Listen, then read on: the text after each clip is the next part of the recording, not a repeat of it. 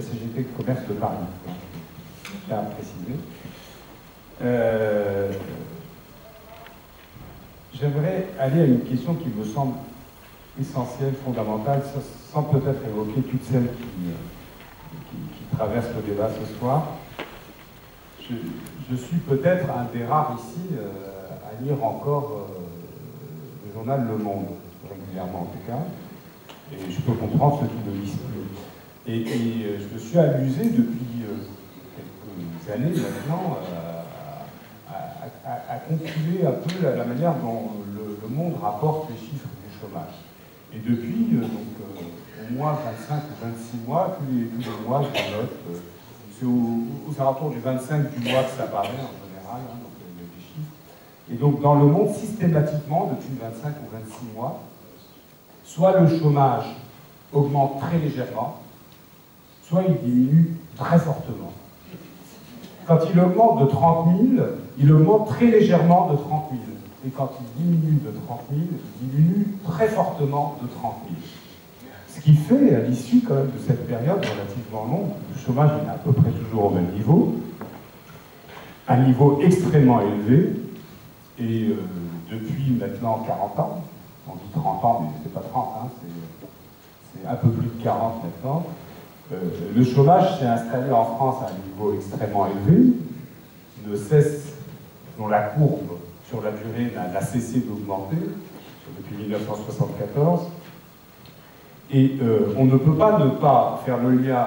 Alors, évidemment, une corrélation, c'est pas forcément dire que le chômage est la cause de tout, mais enfin, une corrélation étroite entre les inflexions de la courbe de chômage et les inflexions de la courbe de conflictualité en France. Quand on regarde les chiffres de l'INSEE sur le chômage et qu'on regarde les chiffres de l'INSEE sur la conflictualité, elles sont vraiment, elles se suivent quasiment dans toutes les inflexions de ces courbes, et on ne peut pas se poser la question qu'on se pose aujourd'hui de l'impact, de la persistance de ce chômage de masse sur notre incapacité à faire front face aux réformes de plus en plus violentes que nous subissons. Le chômage a détruit le syndicalisme, enfin le chômage, les restructurations, et donc le chômage derrière dans des pans entiers du secteur privé, sans que le syndicalisme ne puisse se reconstruire, ou en tout cas pas à un niveau suffisant, dans les secteurs nouveaux qui l'ont remplacé. Le chômage est aussi un outil de dissuasion extrêmement efficace. Quand le chômage augmente, nos droits diminuent, les droits de tous diminuent, et c'est la proposition d'ailleurs exactement inverse de celle que Macron essaie de nous vendre aujourd'hui, qui est qu'il faut diminuer nos droits pour faire baisser le chômage. C'est exactement l'inverse qui se produit. Nous savons tout ça, nous le constatons ensemble, et la seule question qui vaille, et je m'arrêterai là-dessus, je ne veux pas être trop long, c'est peut-être d'examiner ensemble comment nous surmontons cette faiblesse persistante des rapports de force. Depuis 1995, date à laquelle, pour la première fois, on a parlé de grève par procuration, à aujourd'hui, la grève dans le secteur privé, au moment des grandes grèves interprofessionnelles, n'a cessé de montrer des signes de faiblesse de plus en plus forts. Ce n'est pas qu'une question de tactique et de choix tactique comme ça peut être. On peut avoir la meilleure tactique du monde. Si on n'a personne à mettre en grève, c'est compliqué de réaliser même les plus beaux plans. C'est pas juste une question de journée sous Pluton.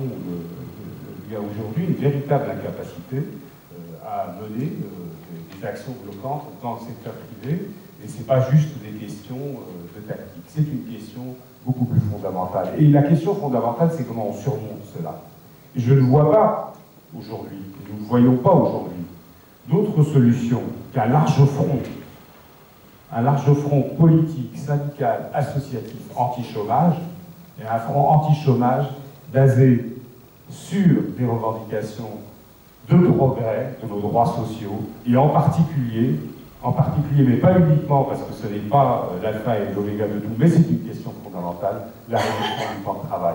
Parce que quand on regarde ce qui s'est produit de 1974 à aujourd'hui, la seule période où il y a eu une inflexion de la courbe, une inflexion un petit peu sérieuse de la courbe du chômage, ça a été la période des 35 heures, malgré, et j'étais au premier rang de ceux qui critiquaient les lois Aubry, malgré tous les travers et les défauts qu'on a pu souligner à juste titre dans ces lois Aubry d'ailleurs, qui ont déconsidéré pour longtemps dans le monde du travail la question de la réduction du temps de travail, parce que pour beaucoup de salariés, ça a été l'occasion d'un blocage des salaires, d'un accroissement de la flexibilité et de la productivité.